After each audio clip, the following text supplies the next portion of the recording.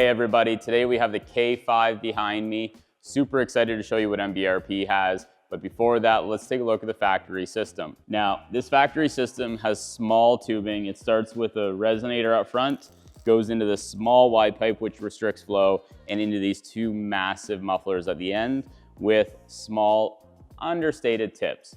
Now, this is very much understated. It's not matching the lines of the K5, which is a very aggressive looking car. Let's take a look underneath and show you what MBRP has. Now, as always, MBRP starts behind the catalytic converter with this laser cut flange, and we move into 2.5-inch mandrel bent pipe. Now, this mandrel bent pipe is held into place with band clamps and then secured to the vehicle utilizing 1/2-inch hanger rods into the factory mounts, as you can see in the rubber isolator here. As we carry on through, a lot more straight pipe, moving into our rear Y section, which splits off into 2 mufflers and exit with quad tips.